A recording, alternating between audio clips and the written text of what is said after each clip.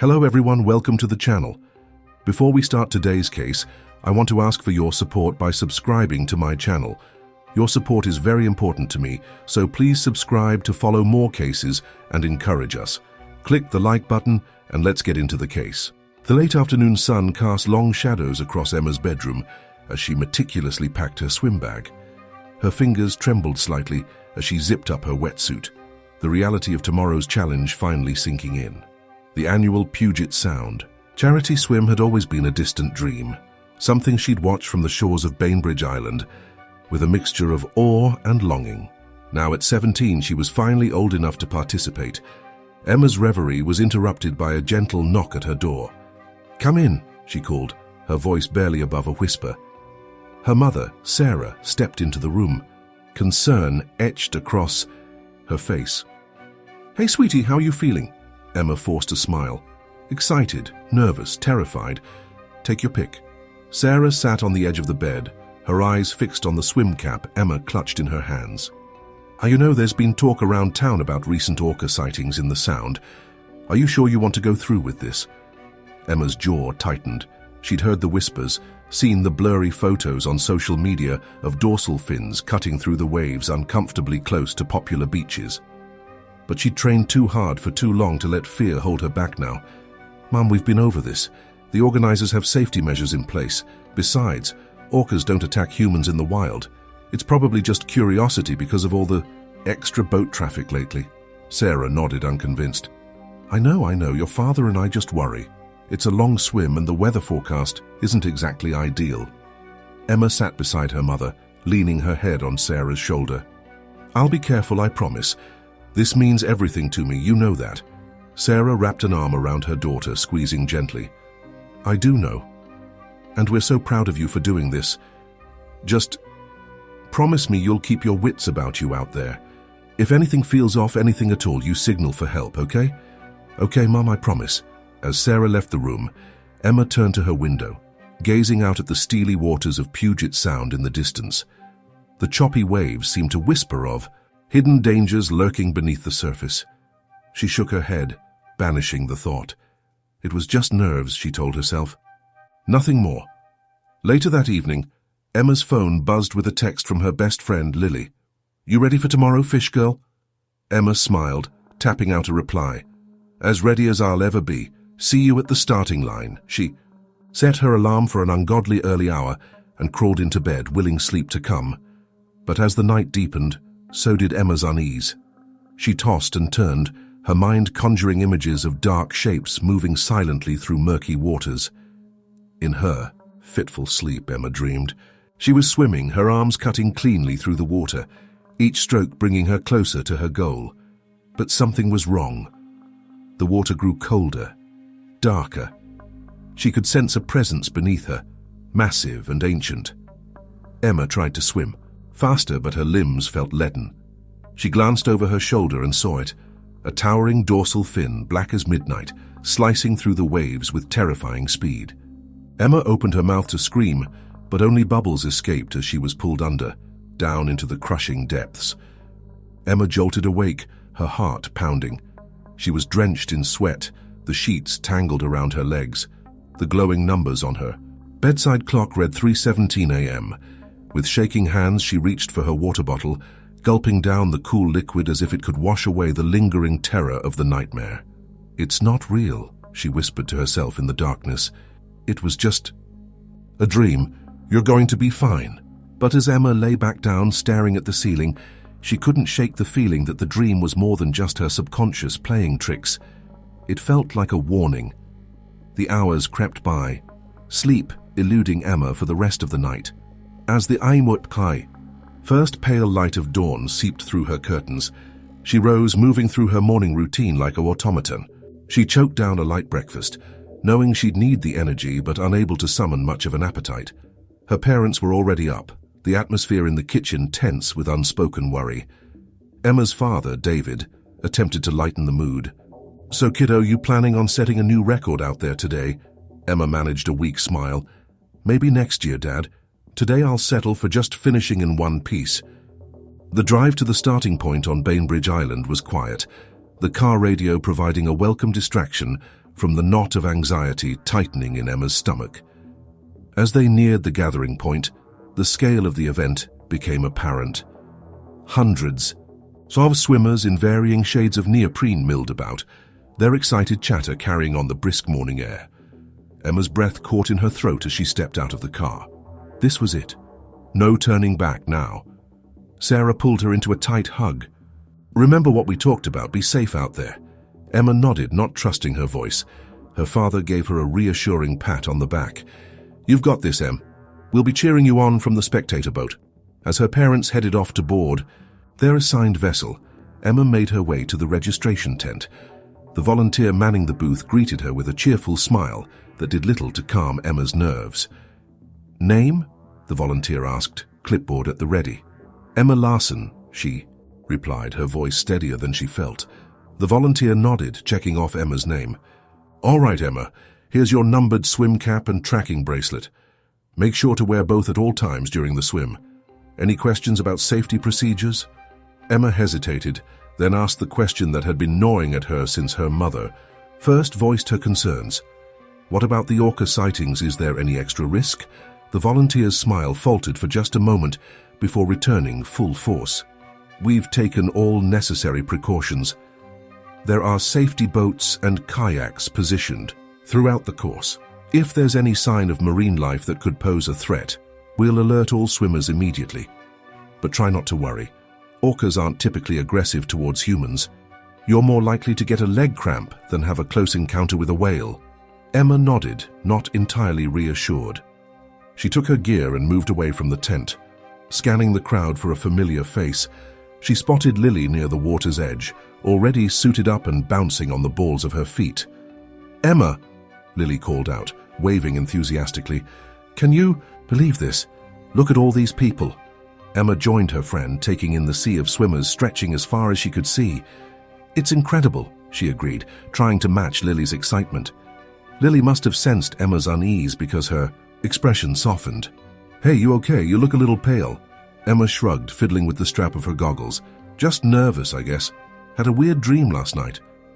"Ooh, tell me, was it one of those classic showing up to school naked nightmares?" "I wish," Emma said with a hollow laugh. "No, I dreamed I was swimming and there was this presence in the water, something big. It was chasing me and I couldn't get away." Lily's eyes widened. "Whoa, creepy. But hey, it was just a dream, right?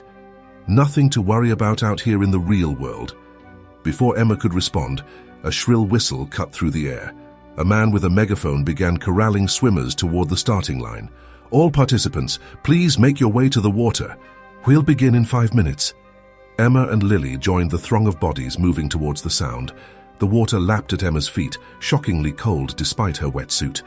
She shivered, unsure if it was from the temperature or her lingering apprehension. As they waded deeper, Emma caught snippets of conversation from nearby swimmers. "I heard they spotted a pod just last week. Biggest male they've seen in years. They're calling him the Phantom. You really think they'd let us swim if there was any real danger?" Emma tried to tune out the chatter, focusing instead on her breathing exercises, in through the nose, out through the mouth, slow and steady. The starting horn blared, startling Emma out of her meditation.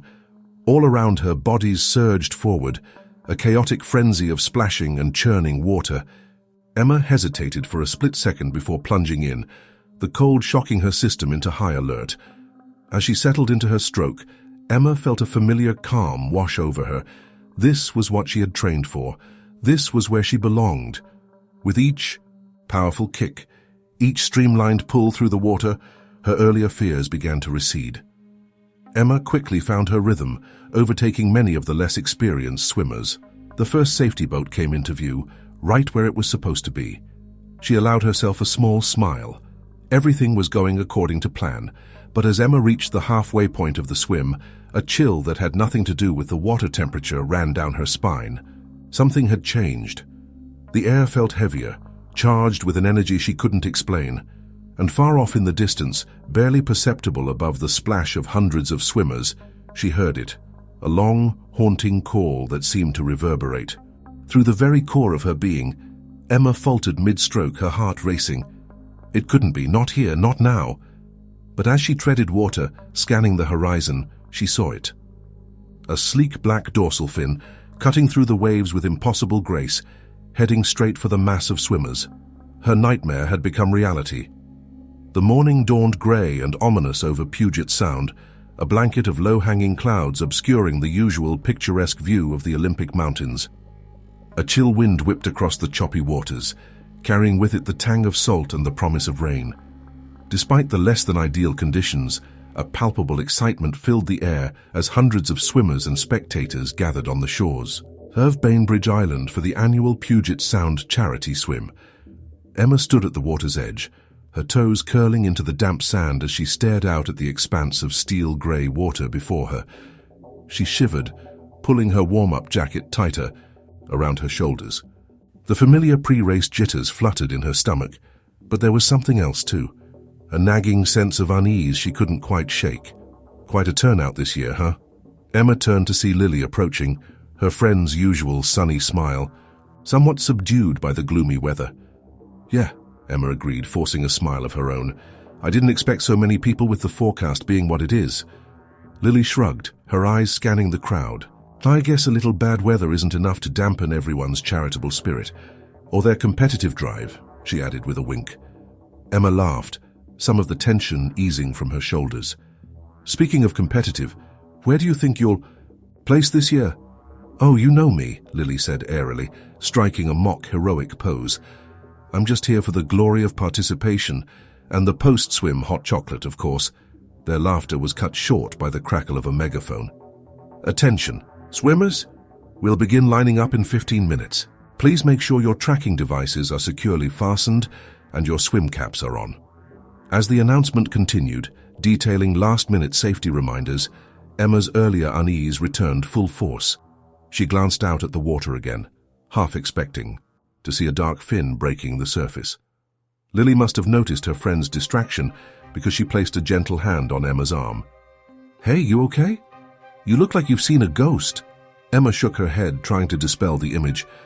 I'm fine, just a little nervous, I guess. About the swim? Or about our finned friends out there? Lily's tone was light, but her eyes were serious, both, Emma admitted. I know the organizers said it's safe, but after all those sightings, Lily nodded, understanding. I get it. But hey, that's what all these fancy safety boats are for, right? And between you and me, she leaned in conspiratorially, I heard they've got some kind of underwater sound system to keep the orcas away from the swim route. Really? Emma asked, skepticism clear in her voice. Well, no, Lily confessed with a grin. But it sounds cool, doesn't it? Maybe we should suggest it for next year. Despite herself, Emma laughed. You're ridiculous. And yet, you love me, Lily said, batting her eyelashes dramatically. Now come on, let's get warmed up. Can't have you cramping up mid-swim because you were too busy worrying about hypothetical whale encounters. As they began their stretches, Emma let Lily's chatter wash over her, grateful for the distraction. But she couldn't help noticing the increased activity among the event staff and safety personnel. There seemed to be a lot of hurried conversations and furtive glances toward the water. What do you think that's all about? Emma asked, nodding toward a cluster of officials huddled near one of the safety boats. Lily followed her gaze, frowning slightly. No idea. Probably just last-minute logistics stuff. You know how these things go. Before Emma could respond, another announcement rang out across the beach. Swimmers, please begin lining up according to your assigned groups. We'll be starting in 5 minutes. The atmosphere shifted as hundreds of wetsuit-clad bodies began moving toward the water. Emma and Lily joined the throng, the press of people around them adding to the building anticipation. As they waded into the shallows, the cold water shocking despite their neoprene protection, Emma overheard snippets of conversation from nearby swimmers. Heard they almost called it off this morning. Something about unusual pod movements, probably just being overly cautious. Emma's heart rate quickened, her earlier fears rushing back. She turned to Lily, ready to voice her concerns, but the look of determination on her friend's face stopped her. Lily was in the zone, focused on the challenge ahead. Emma took a deep breath, trying to center herself. She'd trained for this. She was ready. The starting horn blared, startlingly, loud in the misty morning air. And then they were off, a chaotic mass of arms and legs churning the water into froth as swimmers jockeyed for position. Emma quickly found her rhythm, muscle memory taking over as she settled into her stroke. The familiar rush of competing washed over her, temporarily pushing her worries to the back of her mind. She was making good time, steadily overtaking less experienced swimmers. The first mile passed in a blur of exertion and adrenaline. Emma barely registered the safety boats positioned at regular intervals along the course. Her focus narrowed to the next stroke, the next breath. It wasn't until she reached the halfway point that she became aware of a change in the water around her. The constant chop of waves against her body seemed to have taken on a different quality, more urgent, almost agitated. And there was something else, a low vibration that she felt, more than heard, thrumming through the water. Emma paused, treading water as she looked around. The nearest safety boat was some distance away, its occupants seeming unusually alert, scanning the water with binoculars. Other swimmers near her had also stopped, their faces mirroring the confusion and growing unease Emma felt. And then she saw it. Just for a moment, a sleek black shape broke the surface about 100 yards away. A dorsal fin, tall and imposing, sliced through the water before disappearing again. Emma's blood ran cold. It couldn't be. Not here, not now. But even as she tried to convince herself she was seeing things, shouts erupted from the safety boat. Orca sighting. All swimmers, remain calm and start making your way to the nearest boat. Do not panic.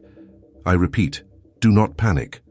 The water around Emma erupted into chaos as swimmers began scrambling toward the safety boats. She could hear screams of fear mixing with the shouts of the safety personnel. Emma! Lily's voice cut through the pandemonium. Her friend was a few yards away, her face pale with fear. Emma, come on, we need to move. Emma nodded, her body finally responding to the urgent commands of her brain. She began swimming toward Lily, her eyes constantly darting around, searching for any sign of the massive predator she knew was out there. The safety boat was moving closer, its engine a dull roar above the splashing and shouting. Emma could see, hands reaching out pulling swimmers aboard. She pushed herself harder, her muscles burning with the effort, and then she felt it, a massive displacement of water beneath her, something large moving with incredible speed and power. Emma's mind went blank with terror. This was it. This was how it ended. But the attack didn't come. Instead, the Orca breached just yards away, its massive body arcing through the air in a display that was both beautiful and terrifying. For a split second, Emma locked eyes with the creature, its intelligent gaze seeming to pierce right through her. And then it was gone, disappearing beneath the waves with barely a splash. Emma, grab my hand! Lily's shout snapped Emma back to reality. Her friend was at the edge of the safety boat, arm outstretched. With the last reserves of her strength, Emma lunged forward, her fingers closing around Lily's wrist. Strong hands pulled her aboard, and Emma collapsed on the deck, gasping for air. All around she could hear the continued shouts and engine noise as other boats raced to collect the remaining swimmers. Are you okay? Lily was kneeling beside her, concern etched on her face. Did you see it? It was right there. Oh my God, it was so close. Emma nodded, still unable to speak. Her mind was reeling, trying to process what had just happened. The Orca hadn't attacked. It had just looked at her, as if it was curious, maybe even playful. But the raw power she had felt in the water, the sheer size of the creature, it was overwhelming. As the boat began moving back toward shore, filled beyond capacity with shaken swimmers, Emma finally found her voice. I've never seen anything like that, she whispered, more to herself than to Lily. It was incredible. Lily stared at her friend in disbelief. Incredible. Emma, we almost died out there. But Emma wasn't listening. Her eyes were fixed on the horizon, searching for another glimpse of that majestic dorsal fin. Despite the fear, despite the danger, she felt changed by the encounter. It was as if she had glimpsed something ancient and powerful, something that defied human understanding. As Bainbridge Island came back into view, the excited chatter of the other swimmers washed over Emma. Everyone had a story to tell, an angle on the unexpected encounter. But Emma remained quiet, lost in thought. She knew that in the days to come there would be investigations and recriminations. The event organizers would face tough questions about their safety protocols. Marine biologists would debate the unusual behavior of the Orca, and Emma would have to decide how she felt about returning to the waters of Puget Sound. But for now, as the boat neared the shore where anxious family members waited, Emma allowed herself one last look at the vast expanse of the Sound. Somewhere out there, the Orca was continuing its mysterious journey, and despite everything, Emma felt a strange sense of gratitude for the encounter. The Puget Sound charity swim hadn't gone as planned, but it had given Emma a glimpse of something wild and beautiful, a reminder of the awesome power of nature. And as she stepped off the boat onto solid ground, wobbly-legged and exhausted, Emma knew that she would carry that moment with her for the rest of her life. The lone male orca glided through the depths of Puget Sound, his powerful tail propelling him effortlessly through the cold, dark waters. He was an anomaly, a solitary bull in a species known for its tight-knit family groups. The locals had taken to calling him Phantom due to his elusive nature and the way he seemed to appear and disappear without warning. On this particular morning, Phantom's acute senses detected something unusual. The water vibrated with an unfamiliar energy, a cacophony of splashes and movement that piqued his curiosity. Changing course, he headed towards the source of the disturbance. Miles above, oblivious to the approaching predator, hundreds of swimmers churned through the choppy waters of Puget Sound. The annual charity swim was in full swing, with participants of all ages and skill levels spread out across the course. Emma Larson, her lean body slicing through the waves with practiced efficiency, had taken an early lead. The 17-year-old had been training for months, determined to make her mark in her first attempt at the grueling event. As she paused briefly to adjust her goggles, she caught sight of her best friend Lily, some distance behind. "Come on, slowpoke," Emma called out teasingly. "I thought you said you were going to give me some competition." Lily, panting slightly, managed a grin. "Just giving you a head start," she gasped between strokes. "Don't get too comfortable. Up there."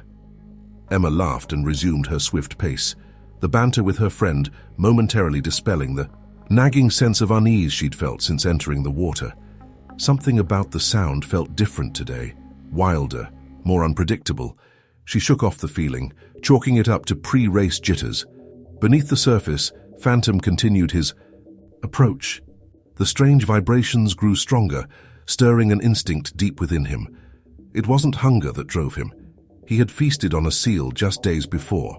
No, this was curiosity mixed with a primal urge to investigate, to assert his dominance over his territory. As Phantom neared the source of the disturbance, he sensed a change in the water above. Small craft had appeared, their engines creating new patterns of vibration. The Orca recognized these. They often accompanied the larger vessels that sometimes tracked him. Normally he would dive deep and slip away unseen. But today, driven by an urge he didn't fully understand, he pressed on. Back on the surface, the first signs of trouble were beginning to manifest.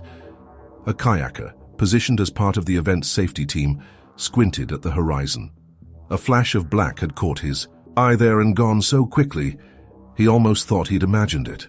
But years of experience on these waters had taught him to trust his instincts. Grabbing his radio, the kayaker called in to the main safety boat. "This is Kayak 3. Possible dorsal fin sighting, about 500 yards southeast of my position. Over." There was a moment of static before the reply came. "Copy that, Kayak 3. Can you confirm the sighting?" "Over." The kayaker scanned the waves intently.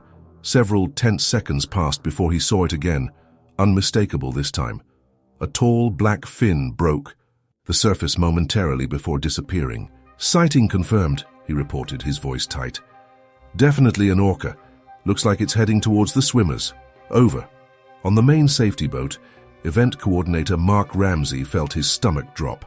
They had protocols in place for this scenario, but he'd hoped they'd never have to use them. Grabbing the ship's loudspeaker, he began issuing orders to his team. "This is not a drill. Orca sighting confirmed. All boats converge on the southeast quadrant. Prepare to implement emergency extraction procedures." As the safety boats roared into action, the atmosphere among the swimmers began to shift. Those at the back of the pack were the first to notice, picking up on the increased boat activity and the urgent shouts of the safety personnel. Emma, still near the front, remained focused on her rhythm. She was in the zone, each stroke bringing her closer to her goal. It wasn't until she heard Lily's panicked voice that she realized something was wrong. "Emma! Emma, stop!" Treading water, Emma turned to see her friend pointing frantically behind her. Other swimmers were also stopping, their faces masks of confusion and growing fear. "What's going on?" Emma called out, scanning the water around her, and then she saw it. A dorsal fin, tall and imposing, sliced through the water no more than 50 yards away. Emma felt her blood run cold. This couldn't be happening, not here, not now. Beneath the surface, Phantom had reached the outskirts of the swim group.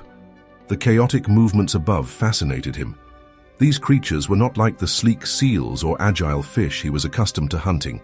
They moved awkwardly, creating turbulence that tickled his sensitive skin. Driven by a mixture of curiosity and territorial instinct, Phantom began to circle the group. He had no intention of attacking.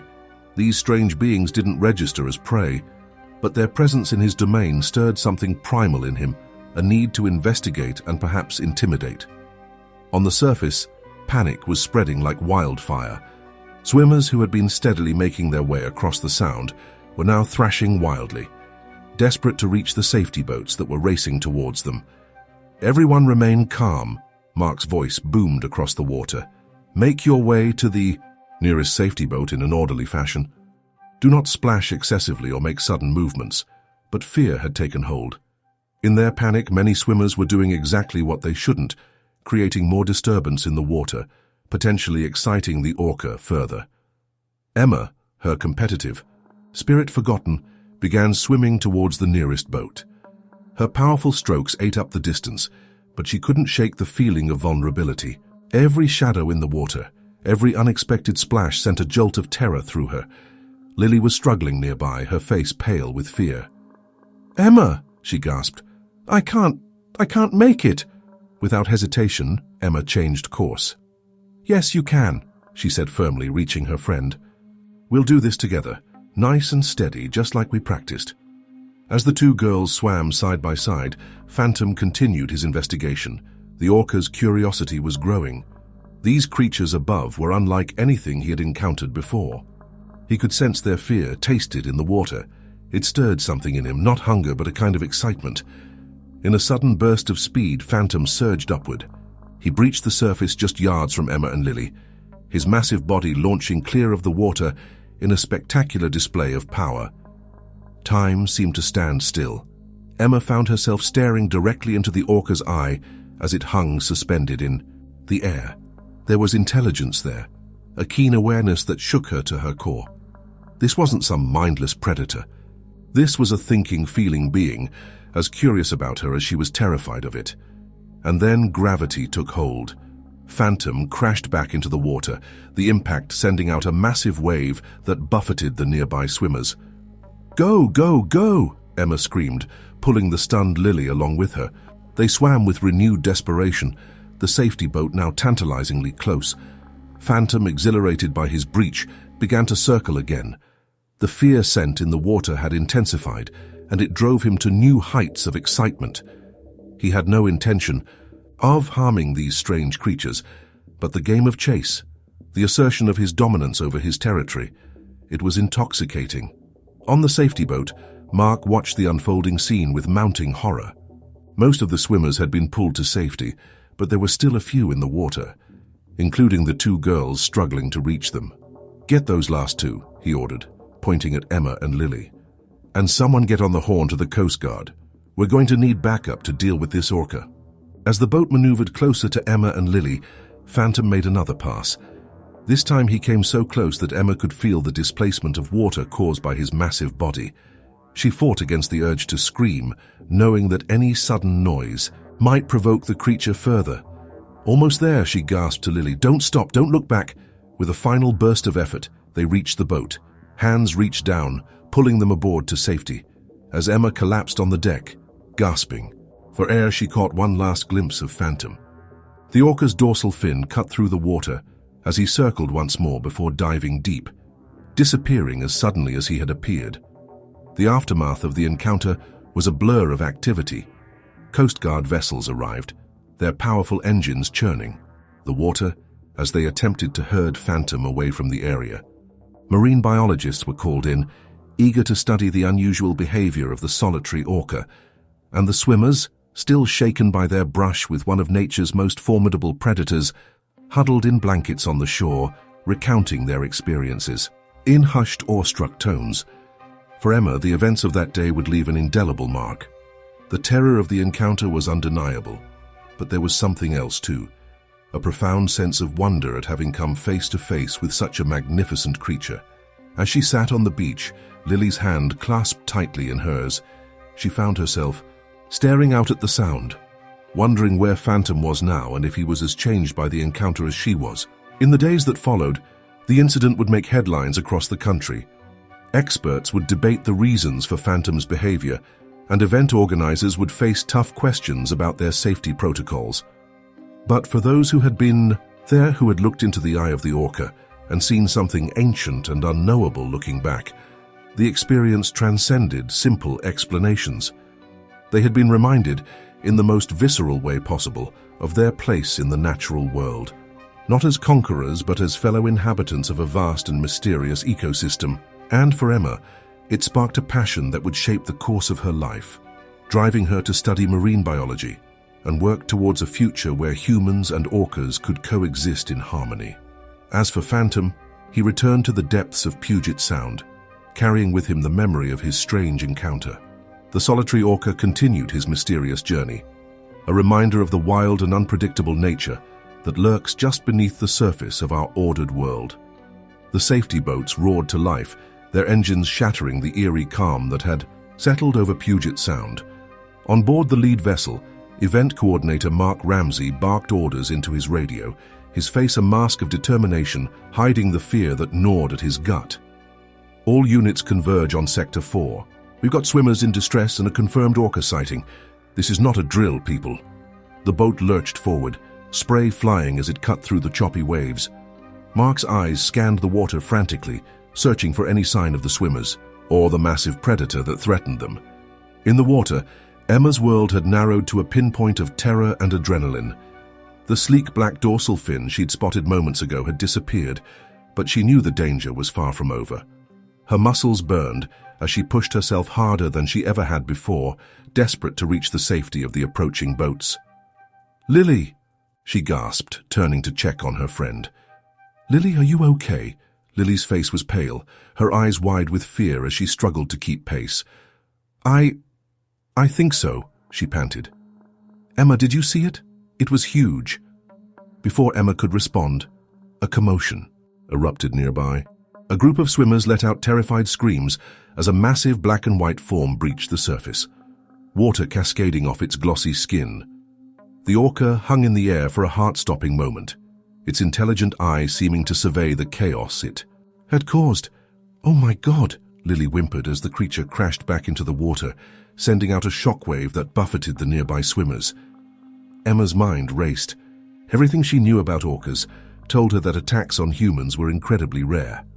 But faced with the reality of a 4-ton apex predator in such close proximity, instinct overrode reason. "We need to split up," she said, her voice shaking.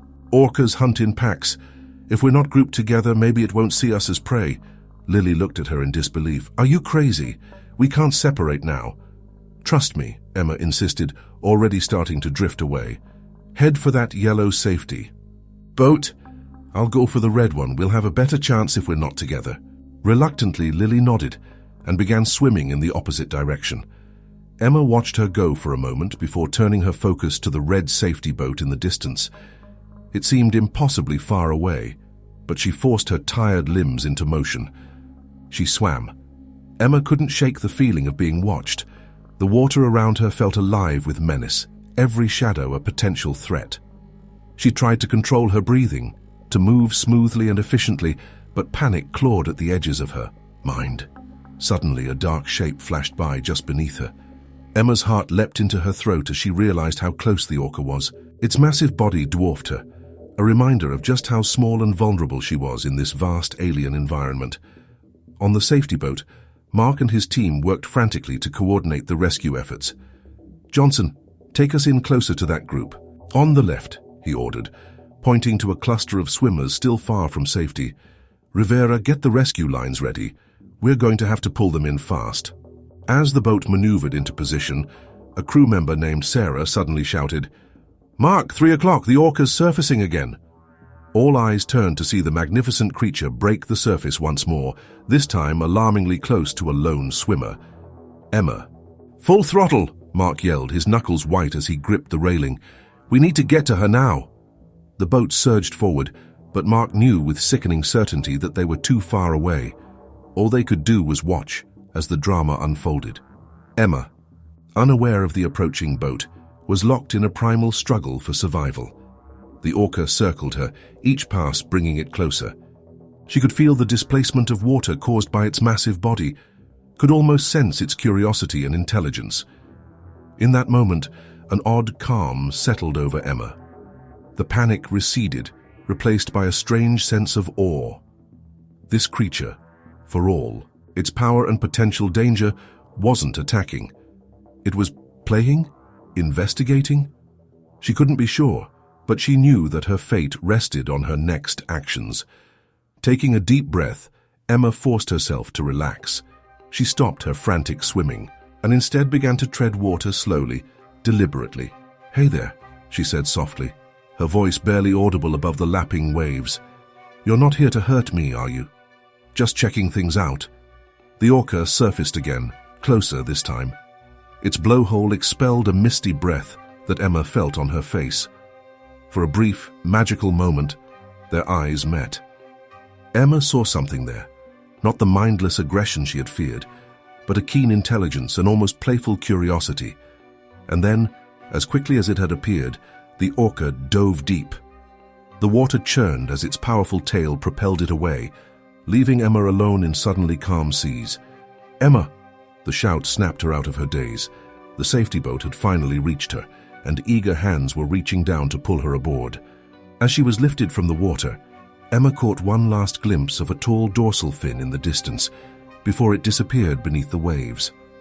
Once on the boat, Emma was immediately wrapped in a warm blanket. Mark knelt beside her, his face a mix of relief and lingering concern. "Are you all right? Did it touch you? Are you injured?" Emma shook her head, still trying to process what had just happened. "I'm fine," she said, her voice hoarse. It didn't hurt me. It was just curious, I think." Mark nodded, though he looked skeptical. "We'll have the medics check you out just in case. That was an incredibly close call." As the boat began making its way back to shore, Emma's thoughts were interrupted by a commotion on the other side of the deck. Lily had been pulled aboard another safety boat and was now being transferred over, her face streaked with tears of relief. "Emma," she cried, enveloping her friend in a tight hug. "Oh my God, when I saw it circling you, I thought—" Emma hugged her back, feeling the tremors running through Lily's body. "It's okay," she soothed. "I'm okay. We're both okay." As the adrenaline of the encounter began to fade, the full impact of what had happened started to sink in. All around them, rescued swimmers were huddled in blankets, some crying, others talking in excited, disbelieving tones about their brush with one of nature's most formidable predators. Mark stood at the bow of the boat, speaking urgently into his radio. "Need a full incident report. Get the marine biology team on standby. We're going to need to do a thorough investigation of what happened out there." Emma overheard snippets of conversation from the crew as they worked to comfort the shaken swimmers and steer the boat back to land. "Never seen anything like it in all my years on these waters. Could have been a disaster. We got lucky." What was a lone male even doing in this area? It's not typical behavior. As the shoreline came into view, a crowd had gathered. News of the incident had spread quickly, and worried family members, reporters, and curious onlookers all jostled for position, eager for any information. Emma's parents broke through the crowd as soon as the boat docked. Her mother's face was pale with worry, her father's jaw set in a tight line of concern. "Emma," her mother cried, pulling her into a fierce embrace. "Oh, sweetheart, we were so worried when we heard about the Orca." "I'm okay, Mom," Emma assured her, though her voice wavered slightly. "Really, I'm fine." Her father placed a steady hand on her shoulder, his eyes searching her face. "You sure you're all right, kiddo? That must have been terrifying." Emma nodded, but found she couldn't quite put her experience into words. How could she explain the mix of terror and awe she had felt? The moment of connection she thought she'd shared with the massive creature. As they made their way through the crowd, Emma caught sight of a group of marine biologists huddled together, talking excitedly. She strained to hear what they were saying.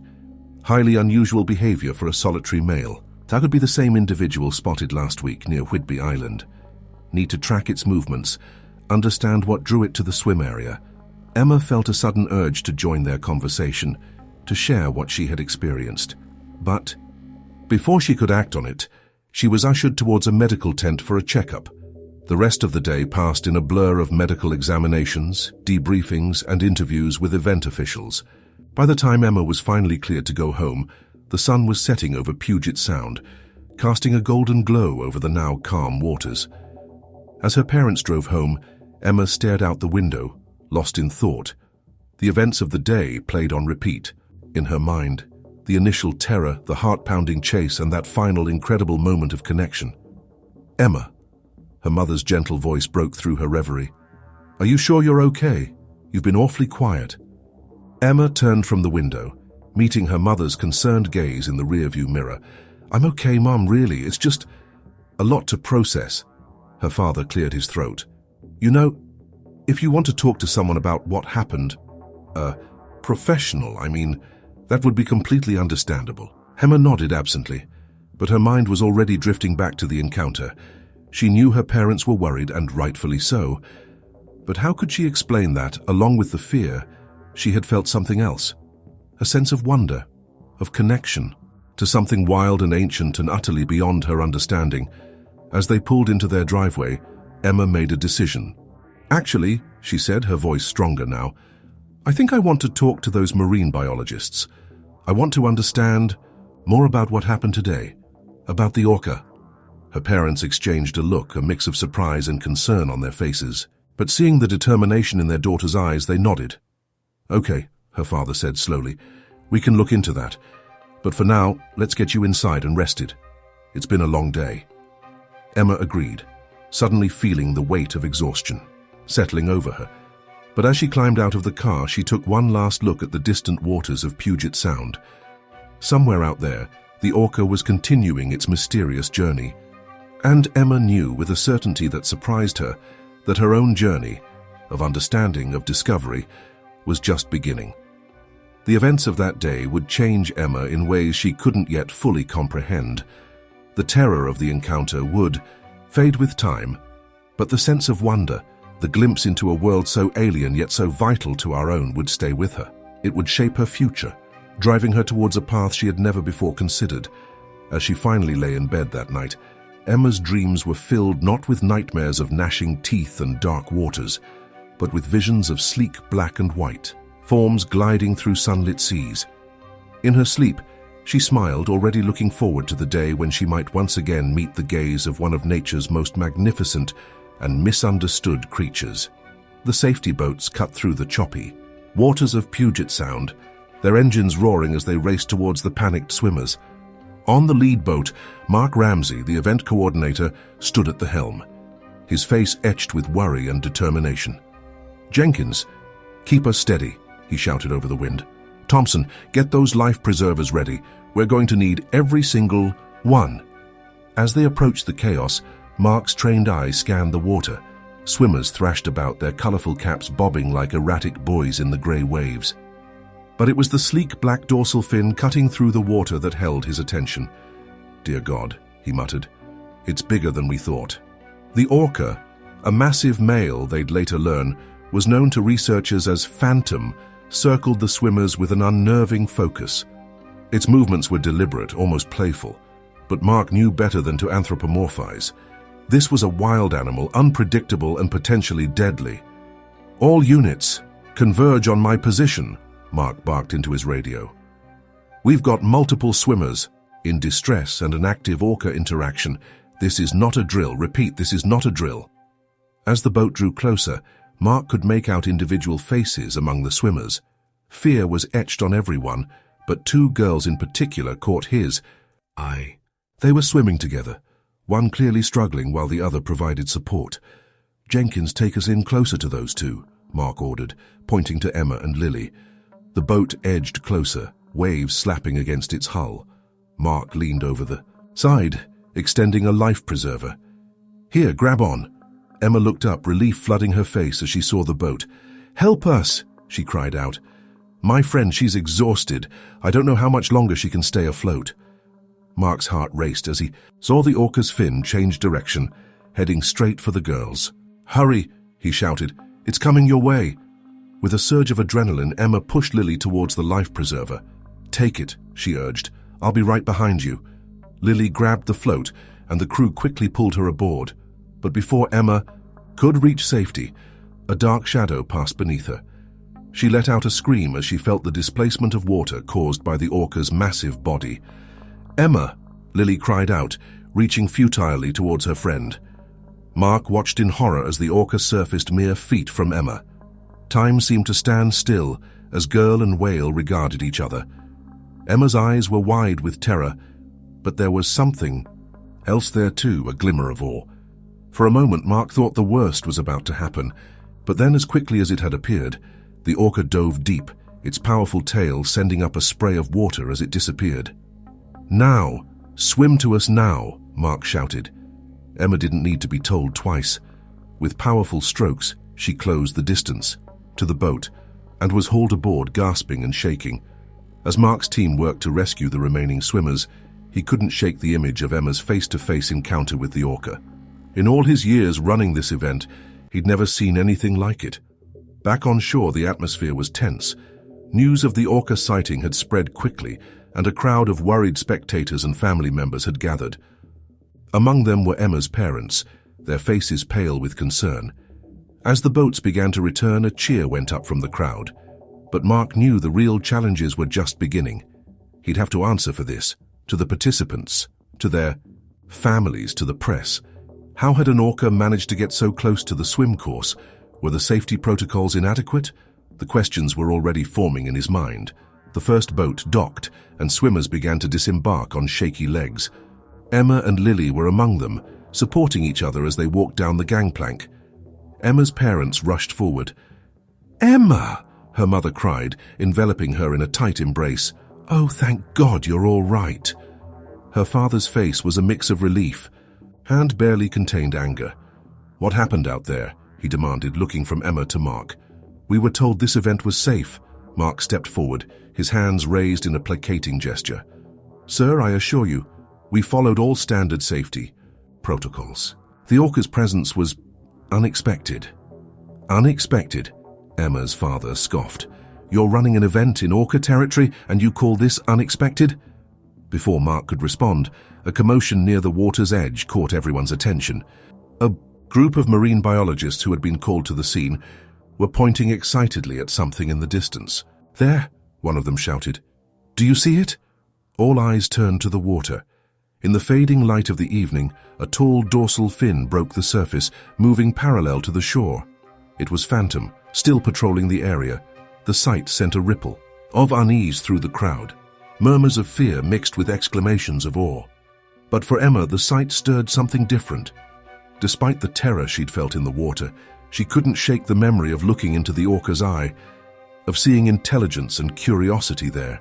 One of the marine biologists, a woman with graying hair and sharp eyes, approached Emma. "You're the girl who came face to face with it, aren't you?" she asked. Emma nodded, still wrapped in the emergency blanket. "Yes," she said softly. "It was incredible." The biologist's eyes lit up. "Would you be willing to tell me about it?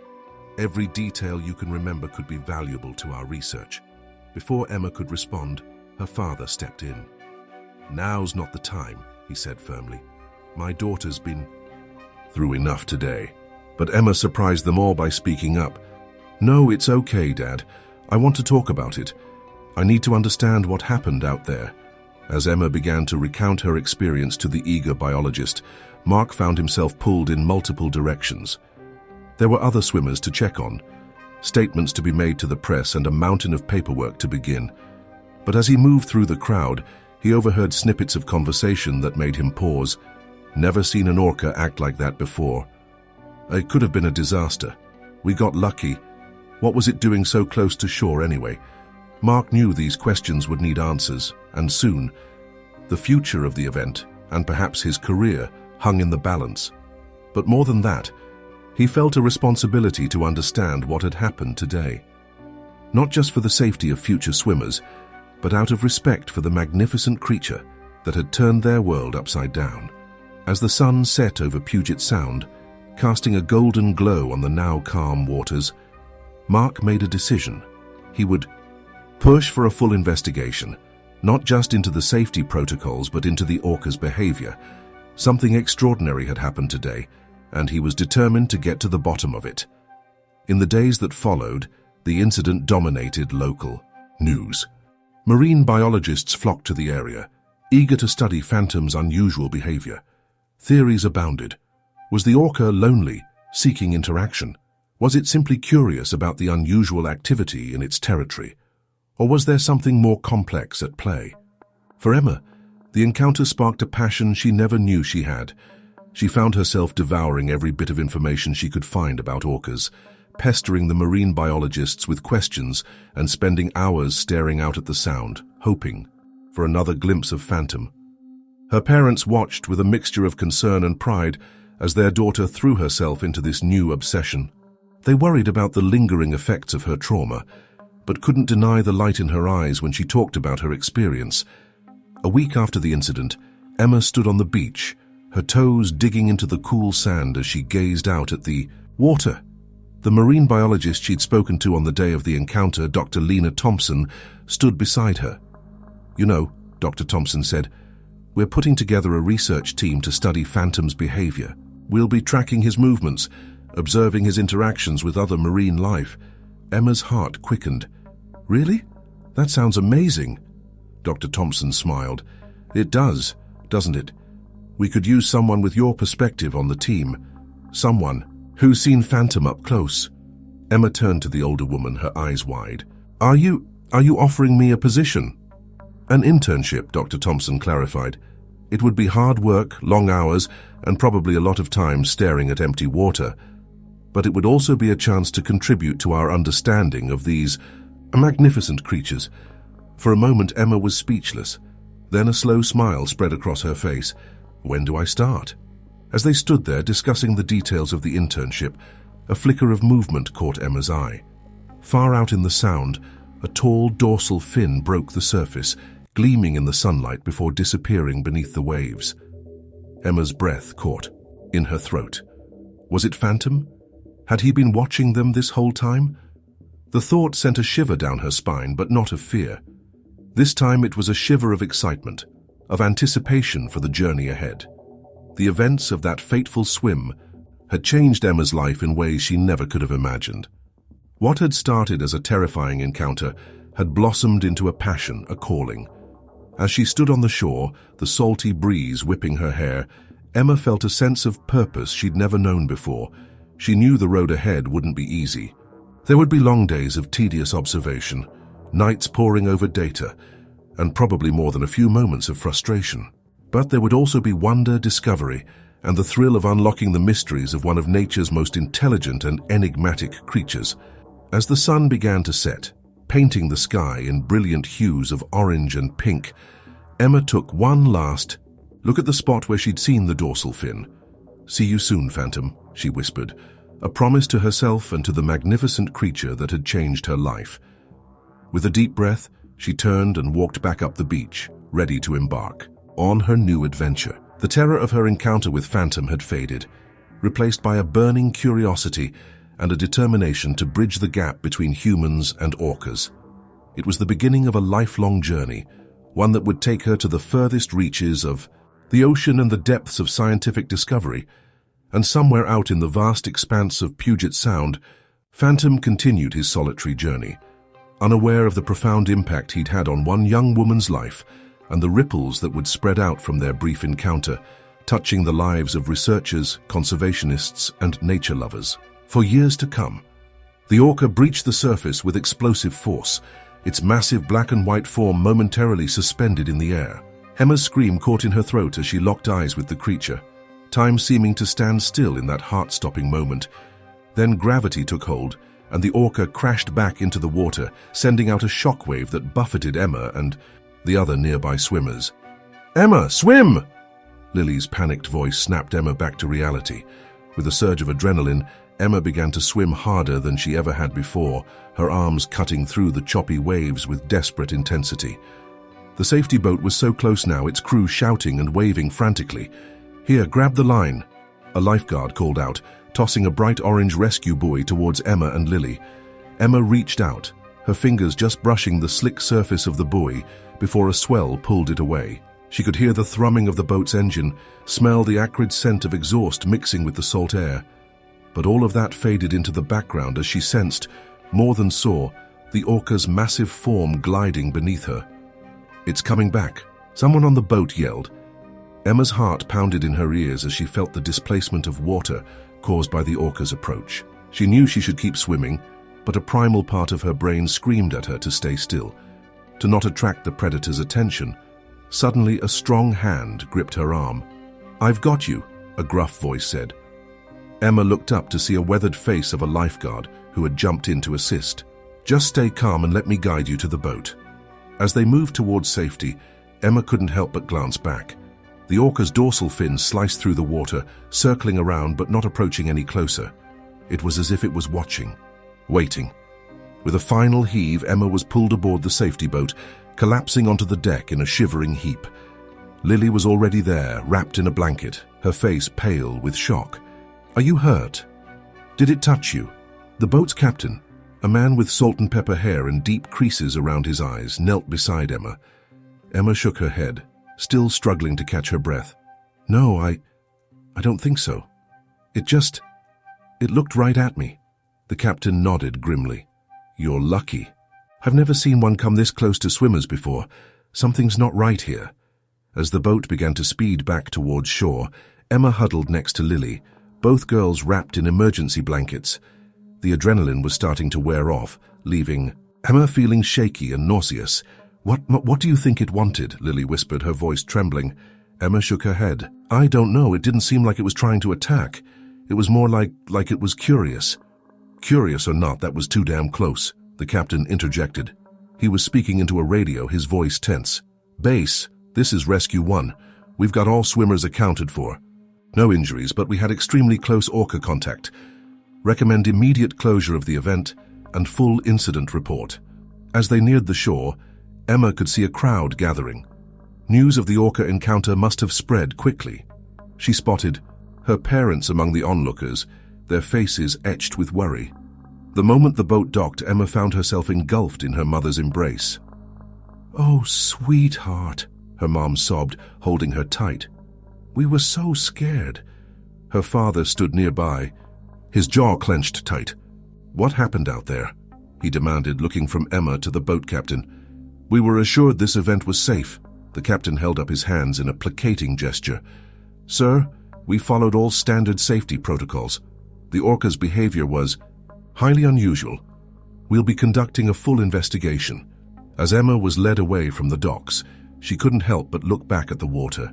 In the distance, she thought she saw a flash of a dorsal fin, but it disappeared so quickly she couldn't be sure. The next few hours passed in a blur of medical checks, debriefings, and interviews with event officials. Emma recounted her experience over and over, each retelling bringing the terrifying encounter into sharper focus. It wasn't until late in the evening, as she sat wrapped in a blanket on her back porch, that Emma truly began to process what had happened. The sound of the waves lapping at the shore seemed ominous now, carrying with it the memory of that massive form gliding beneath her. A soft knock at the door pulled her from her thoughts. "Emma? Can I come out?" It was Lily. "Yeah, come on." Emma called back. Lily stepped out onto the porch, looking as shaken as Emma felt. She sat down next to her friend, both girls staring out at the darkened waters of Puget Sound. I can't stop thinking about it, Lily said after a long moment of silence. Every time I close my eyes, I see that fin coming towards us. Emma nodded. I know. It's like the water isn't safe anymore. Which is crazy, right? Orcas have always been out there. Nothing's really changed. Except now we know, Lily said softly. We know what it feels like to be that close, to be prey. The word hung in the air between them, heavy with implication. Emma shivered, pulling her blanket tighter around her shoulders. But we weren't prey, she said suddenly, surprising herself with the conviction in her voice. Don't you see? It could have attacked us at any time, but it didn't. It was investigating, like it was as curious about us as we were terrified of it. Lily looked at her friend, a mix of disbelief and awe on her face. How can you be so calm? About this? Emma, we almost died out there, Emma shook her head. I don't think we did. I mean, yes, it was terrifying, but the more I think about it, the more I realize that Orca wasn't trying to hurt us. It was trying to understand us. As she spoke, Emma felt a shift within herself. The paralyzing fear that had gripped her since the encounter began to give way to something else. A burning curiosity, a desire to understand. I want to learn more, she said, her voice growing stronger. About orcas, about their behavior. Why this one acted the way it did. There has to be a reason, right? Lily stared at her friend, clearly taken aback by this sudden change. Emma, are you saying you want to go back out there, after what happened? Emma was quiet for a moment, considering. The thought of entering the water again sent a jolt of fear through her. But underneath that fear was something else. A pull, an inexplicable connection to the creature that had changed her life in an instant. I don't know, she said finally. Maybe not right away, but someday I feel like this happened, for a reason, like I'm supposed to do something with this experience. As they sat there, the sound of the waves a constant backdrop to their conversation, Emma felt a sense of purpose beginning to take root. The terror of the day's events was still there, a raw and jagged memory that would take time to heal. But alongside it, a new passion was blossoming, a desire to bridge the gap between humans and these magnificent, mysterious creatures that shared their waters. In the days that followed, Emma threw herself into research. She devoured every book she could find on orcas, spent hours watching documentaries, and even reached out to marine biologists studying the local pods. Her parents watched with a mixture of concern and pride as their daughter transformed her. Traumatic experience into a driving force for knowledge. A week after the incident, Emma stood on the beach, her toes digging into the cool sand as she gazed out at the water. The event organizers had arranged for a marine biologist to speak with the swimmers involved in the encounter, hoping to provide some context and perhaps ease their fears. Dr. Samantha Carter, a respected orca researcher, addressed the small group gathered on the shore. What you experienced was incredibly rare, she explained, her voice carrying easily over the sound of the waves. Orcas are highly intelligent, social creatures. They're not typically aggressive towards humans, but they are curious. Emma listened, intently hanging on every word. When Dr. Carter opened the floor for questions, Emma's hand shot up immediately. Yes, Dr. Carter said, nodding towards Emma. The orca that approached us, Emma began, her voice stronger than she expected. It was alone, right? Is that normal? Dr. Carter's eyebrows raised slightly, impressed by the insightful question. Good observation. No, it's not typical.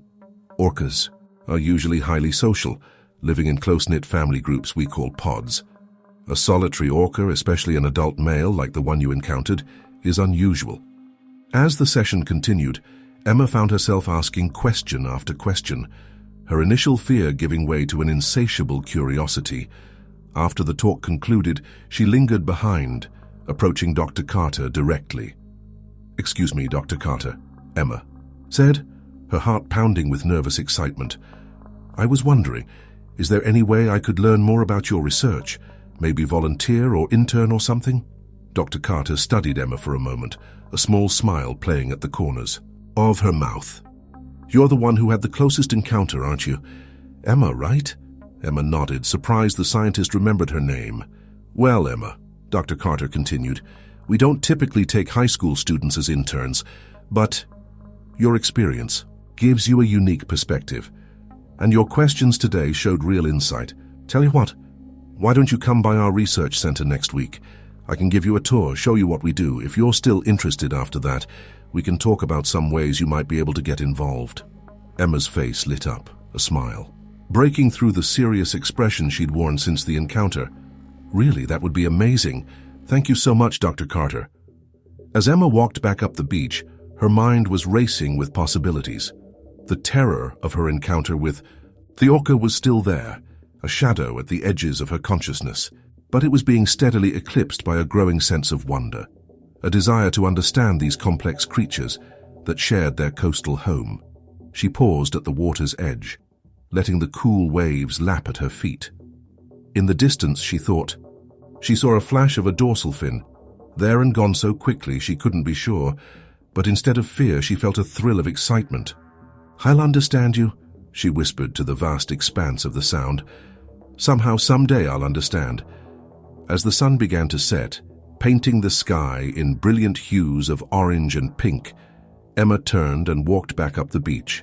The memory of her terrifying encounter was already beginning to transform, becoming the first chapter in what she somehow knew would be a lifelong journey of discovery. The Orca had changed her life in an instant, and Emma was determined to make that change mean something. With each step away from the water, Emma felt her resolve strengthen. She would face her fears, dive deep into the world of marine biology, and perhaps one day come face to face with these magnificent creatures again, not as a terrified swimmer, but as a researcher, an advocate, a bridge between two worlds. The path ahead would be challenging, she knew. There would be setbacks, moments of doubt, perhaps even more fear to overcome. But as Emma reached the top of the beach, she turned for one last look at the sound. The water glimmered in the fading light, mysterious and inviting, and somewhere out there, an orca continued its solitary journey, unaware of the profound impact it had made on one young woman's life. Emma smiled, feeling a sense of connection to the vast ocean and its inhabitants that she had never experienced before. Her encounter with the orca had been terrifying, yes, but it had also been the start of something extraordinary, and she couldn't wait to see where this new path would lead her. Emma's heart pounded in her chest as she was pulled aboard the safety boat, her wet skin prickling in the cool air.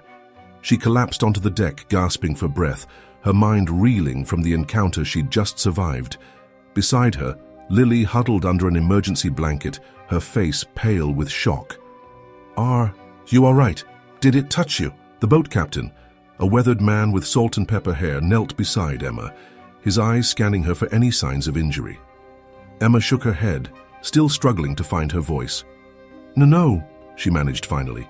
"It came close, but it didn't." "Touch me," the captain nodded grimly, relief mixing with concern on his face. "You're lucky.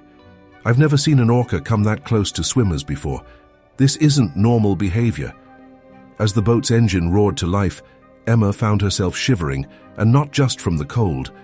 The image of the orca's massive form gliding beneath her was seared into her mind, the intelligence in its eye haunting her. "Emma," Lily whispered, her voice trembling. What do you think it wanted?" Emma turned to her friend, seeing the fear etched on Lily's face. "I don't know," she admitted. "It didn't seem like it was trying to attack. It was more like it was curious." "Curious or not," the captain interjected, overhearing their conversation, "that was far too close for comfort." He turned away, speaking urgently into his radio. "Base, this is Rescue 1. We've got all swimmers accounted for. No injuries, but we had extremely close orca contact. Recommend immediate closure of the event and full incident report."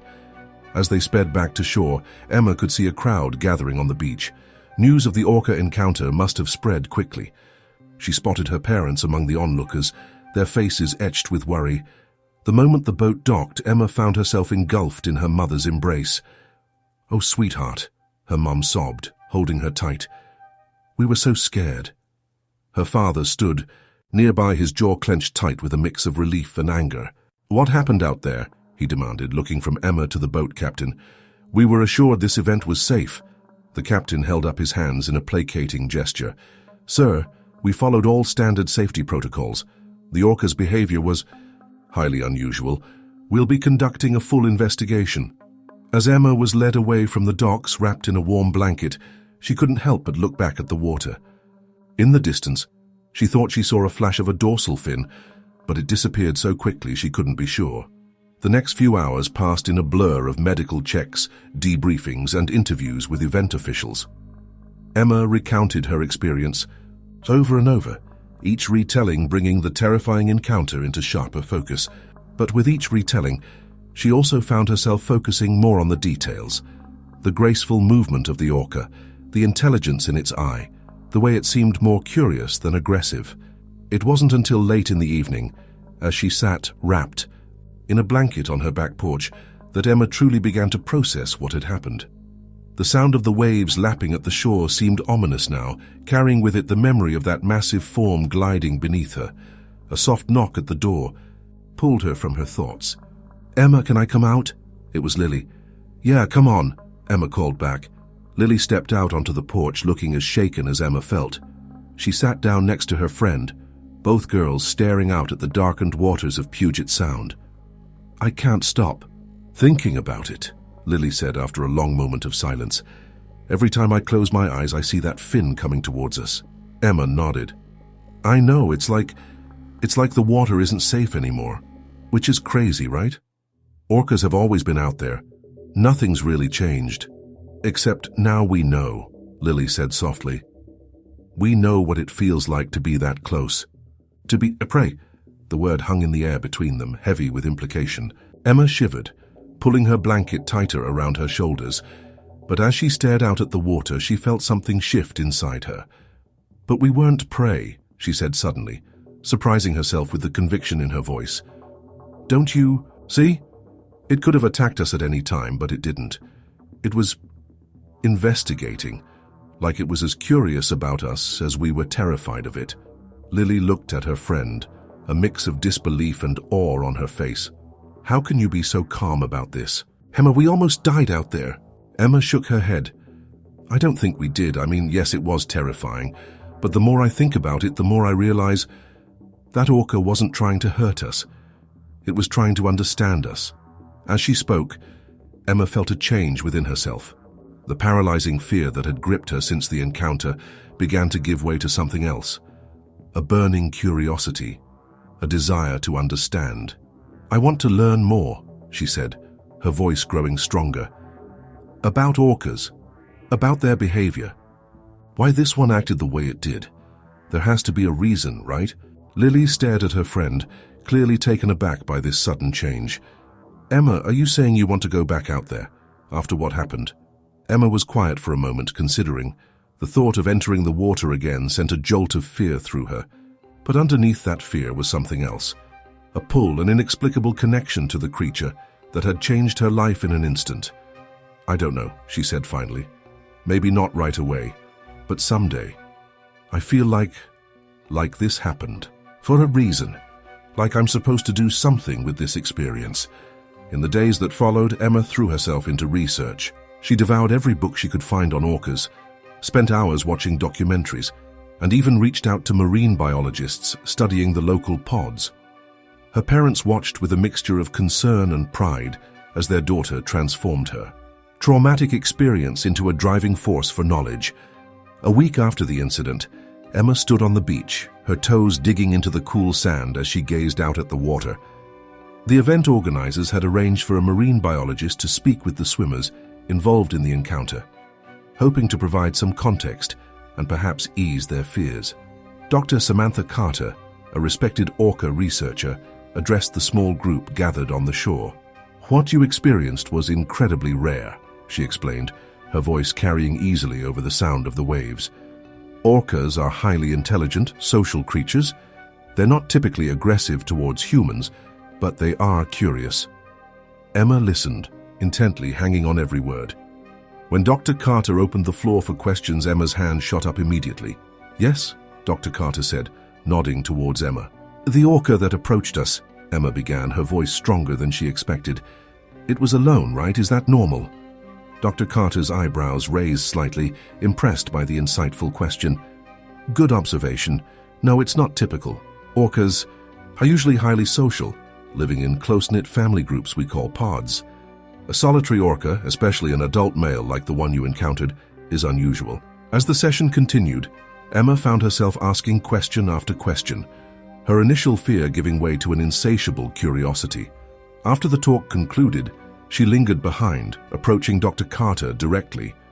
"Excuse me, Dr. Carter?"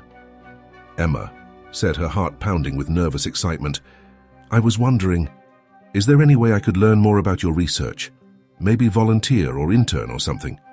Dr. Carter studied Emma for a moment, a small smile playing at the corners of her mouth. "You're the one who had the closest encounter, aren't you? Emma, right?" Emma nodded, surprised the scientist remembered her name. "Well, Emma," Dr. Carter continued, "we don't typically take high school students as interns, but your experience gives you a unique perspective, and your questions today showed real insight. Tell you what, why don't you come by our research center next week? I can give you a tour, show you what we do. If you're still interested after that, we can talk about some ways you might be able to get involved." Emma's face lit up, a smile breaking through the serious expression she'd worn since the encounter. "Really? That would be amazing. Thank you so much, Dr. Carter."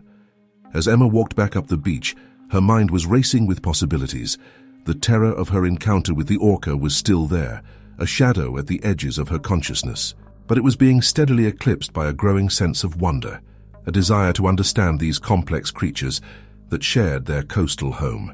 She paused at the water's edge, letting the cool waves lap at her feet. In the distance, she thought, she saw a flash of a dorsal fin, there and gone so quickly she couldn't be sure. But instead of fear, she felt a thrill of excitement. "I'll understand you," she whispered to the vast expanse of the sound. "Somehow, someday I'll understand." As the sun began to set, painting the sky in brilliant hues of orange and pink, Emma turned and walked back up the beach. The memory of her terrifying encounter was already beginning to transform, becoming the first chapter in what she somehow knew would be a lifelong journey of discovery. The path ahead would be challenging, she knew. There would be setbacks, moments of doubt, perhaps even more fear to overcome. But as Emma reached the top of the beach, she turned for one last look at the sound. The water glimmered in the fading light, mysterious and inviting. And somewhere out there, an orca continued its solitary journey, unaware of the profound impact it had made on one young woman's life. Emma smiled, feeling a sense of connection to the vast ocean and its inhabitants that she had never experienced before. Her encounter with the orca had been terrifying, yes, but it had also been the start of something extraordinary, and she couldn't wait to see where this new path would lead her. As she made her way home, Emma's mind was already racing, with plans. She would need to convince her parents, of course. They would be worried, understandably so. But she hoped they would see how important this was to her, how this experience had awakened something deep within her. She thought about Dr. Carter and the opportunity she had offered. It was a foot in the door, a chance to learn from experts in the field. Emma knew she would have to work harder than she ever had before, balancing her schoolwork with this new passion, but she was ready for the challenge. And then there was the water itself. The thought of going back in still sent a shiver down her spine, but Emma knew she would have to face that fear head-on if she wanted to pursue this path. She imagined herself sometime in the future on a research vessel, watching orcas breach and play in their natural habitat. The image filled her with a mix of excitement and trepidation. As she reached her house, Emma took one last look back at the sound, now just a sliver of silver on the horizon. "I'll be back," she whispered, both a promise and a challenge to herself. She stepped inside, ready to share her newfound passion with her family, ready to take the first steps on a journey that would change her life forever. The orca encounter had been a moment of terror, yes, but it had also been a moment of awakening, and Emma was determined to see where it would lead her.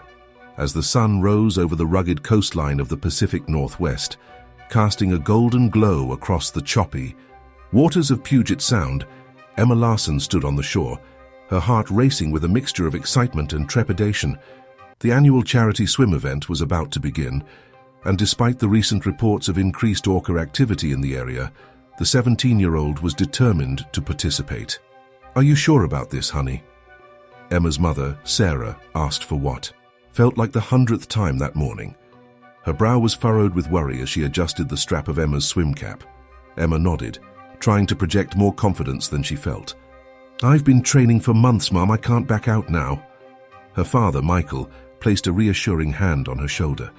"Just remember what the safety briefing said. If you see any signs of marine life, signal for help immediately." "I will, Dad. I promise," Emma said, her eyes scanning the water. The usually serene Sound seemed particularly moody today, with grey waves crashing against the rocky shoreline. As the swimmers began to gather at the starting line, Emma spotted her best friend, Lily, making her way through the crowd. Lily's face was pale, her usual cheerful demeanor subdued. "Hey, Em," Lily said, her voice barely above a whisper. "Did you hear? They spotted a pod just yesterday, not far from here." Emma felt a chill run down her spine despite the warm morning sun. "Yeah, I heard. But the organizers say it's safe. They've got extra patrol boats out today." Lily nodded, but her eyes betrayed her unease. "Just be careful out there, okay?" Before Emma could respond, a loud horn blasted across the beach, signaling the swimmers to take their positions. With a final glance at her parents and a quick hug for Lily, Emma waded into the cold water, her skin prickling with goosebumps. As the race began, Emma found her rhythm, her powerful strokes propelling her through the water. For a while, she lost herself in the familiar sensation of swimming, the world narrowing to the sound of her breathing and the splash of water around her. It wasn't until she reached the halfway point that Emma became aware of a change in the atmosphere. The constant chatter of nearby swimmers had died down, replaced by an eerie silence broken only by the lapping of waves. Emma paused, treading water as she looked around. That's when she saw it, a sleek black dorsal fin cutting through the water about 100 yards away. Her heart leapt into her throat as she realized what she was seeing. An orca, and a large one at that, was heading straight for the group of swimmers. "Orca!" someone shouted, their voice tinged with panic. "Everyone, get to the boats!" Chaos erupted as swimmers began frantically making their way towards the nearest safety vessels. Emma could hear the roar of engines as the patrol boats raced to intercept the approaching orca. But Emma found herself frozen, mesmerized by the graceful movement of the massive creature. As it drew closer, she could make out its distinctive black and white coloration, the powerful flukes propelling it through the water with effortless speed. "Emma! Swim!" Lily's voice cut through her trance. Emma turned to see her friend already. Halfway to the nearest boat, her face contorted with fear. Snapping out of her daze, Emma began to swim, her arms and legs moving with desperate intensity. But even as she stroked towards safety, she couldn't help but glance back at the approaching orca. To her surprise, the creature had slowed its approach. It seemed to be watching the fleeing swimmers with what Emma could only describe as curiosity. Its massive eye, intelligent and somehow ancient, seemed to lock onto her for a moment. Emma's breath caught in her throat. Time seemed to stand still. As she floated there, caught between fear and awe, the orca tilted slightly as if considering her, before diving beneath the surface with a flick of its massive tail. "Emma, grab the line!" A lifeguard's shout broke the spell. Emma turned to see a rescue buoy floating just a few feet away. With a final glance at where the orca had disappeared, she grasped the buoy and allowed herself to be pulled to safety. She was hauled aboard the patrol boat. Emma's mind was reeling. The terror of the encounter was still there, her heart pounding in her chest. But there was something else too, a sense of wonder, of having witnessed something truly extraordinary. "Are you all right?" the boat captain asked, wrapping a warm blanket around her shoulders. "Did it touch you?" Emma shook her head, still struggling to find her voice. "No, I'm fine. It just looked at me." The captain nodded grimly. "You're lucky. I've never seen one come this close to shore before. Something's not right here." As the boat sped back to the beach, Emma found herself replaying the encounter in her mind. The fear was still there, yes, but it was being overshadowed by a growing curiosity. Why had the orca approached them? What had it been looking for? On shore, the scene was one of controlled chaos. Worried family members rushed to embrace the returning swimmers, while event organizers huddled with local authorities, their faces grave. Emma's parents enveloped her in a tight hug the moment she stepped off the boat. "Oh, thank God," her mother sobbed, holding her close. Her father's face was a mask of barely contained anger. "This is unacceptable," he fumed, glaring at a nearby event official. "You assured us this was safe." As Emma allowed herself to be led away from the water, she found her gaze drawn back to the sound. In the distance, she thought she saw a flash of a dorsal fin, there and gone in an instant. In the days that followed, the incident dominated local news. Marine biologists were called in to study the unusual behavior of the orca, which had been identified as a solitary male known to researchers as Phantom. Theories abounded. Was it lost? Sick? Or was there something about the swimmers that had piqued its curiosity? For Emma, the encounter had sparked something she never expected, a burning desire to understand. She found herself devouring every bit of information she could find about orcas, pestering the marine biologists with questions, and spending hours staring out at the sound, hoping for another glimpse of Phantom. A week after the incident, Emma stood on the same beach where the swim had started, her toes digging into the cool sand. The water that had once seemed so inviting now held a mix of fear and fascination for her. "I thought I might find you here," a voice said behind her. Emma turned to see Dr. Samantha Carter, one of the marine biologists studying Phantom, approaching. "Dr. Carter," Emma greeted her, unable to hide the excitement in her voice. "Have you found out anything new about why Phantom came so close to us?" The older woman shook her head, a rueful smile on her face. "Orcas are complex creatures, Emma. We may never know exactly what motivated Phantom that day, but your encounter has certainly given us a lot to think about." Emma nodded, her gaze drawn back to the water. "I can't stop thinking about it," she admitted. "The way it looked at me, it was like it was trying to communicate something." Dr. Carter studied Emma for a moment, her expression thoughtful. "You know," she said slowly, "we're always looking for passionate young people to help with our research. If you're interested, we might be able to find a place for you as an intern." Emma's heart leapt at the offer. "Really, you mean it?" The marine biologist nodded. "It would be hard work, long hours spent on the water in all kinds of weather, but it would also be a chance to learn more about these magnificent creatures to help protect them and the ecosystem they're a part of." As Dr. Carter outlined the details of the potential internship, Emma felt a sense of purpose settling over her. The terror of her encounter with Phantom was still there, a memory that would likely stay with her for years to come. But it had also opened her eyes to a world of wonder and mystery that existed just beyond the shore. She knew the path ahead wouldn't be easy. There would be more fears to face, more challenges to overcome. Her parents would need convincing, and she'd have to balance this new passion with her schoolwork and other responsibilities. But as Emma stood there on the beach, the sound of the waves a constant reminder of the vast, unknowable world beneath the surface. She felt a sense of excitement she'd never known before. Her brush with Phantom had been terrifying, yes, but it had also been the start of something extraordinary. As the sun began to set, painting the sky in brilliant hues of orange and pink, Emma took one last look at the spot where she'd seen Phantom's fin disappear beneath the waves. "I'll be back," she whispered, both a promise and a challenge to herself. With a deep breath, she turned and walked back up the beach, ready to embark on her new adventure. The orca encounter had changed her life in an instant, opening her eyes to a world of possibilities she'd never considered before. And somewhere out in the vast expanse of Puget Sound, Phantom continued his solitary journey, unaware of the profound impact he'd had on one young woman's life and the ripples that would spread out from their brief encounter, touching the lives of researchers, conservationists, and nature lovers for years to come. The sun had barely crested the horizon when Emma arrived at the marina, her breath visible in the crisp morning air. The docks were a hive of activity as researchers and volunteers prepared for another day of fieldwork on Puget Sound. It had been 6 months since her terrifying encounter with the lone orca during the charity swim, an experience that had set her on an unexpected path. Dr. Samantha Carter, the marine biologist who had taken Emma under her wing, spotted her approaching and waved her over. "Morning, Emma. Ready for another day on the water?" Emma nodded, trying to hide her nervousness. Despite months of working with the research team, she still felt a flutter of anxiety every time they set out. As ready as I'll ever be, she replied, with a small smile.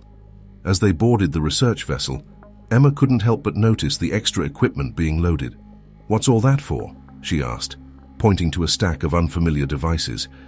Dr. Carter's eyes lit up with excitement. "We're testing out some new hydrophones today. If they work as well as we hope, they might help us pick up Orca vocalizations from much further away." Emma felt a mixture of excitement and apprehension. Better detection meant a higher chance of encountering orcas up close. While part of her thrilled at the prospect, another part still recoiled at the memory of that massive black and white form gliding beneath her. As the boat cut through the choppy waters of the Sound, Emma found herself scanning the horizon, a habit she'd developed since the incident. Dr. Carter noticed her vigilance and placed a reassuring hand on her shoulder. "You know, Emma," she said gently, "it's okay to still be afraid. What you experienced would shake anyone up. But you're here, facing that fear head-on. That's incredibly brave." Emma appreciated the words, but couldn't quite shake her unease. I can't stop thinking about it. About him. Phantom. Do you think we'll see him again today?" Dr. Carter shrugged. "It's possible.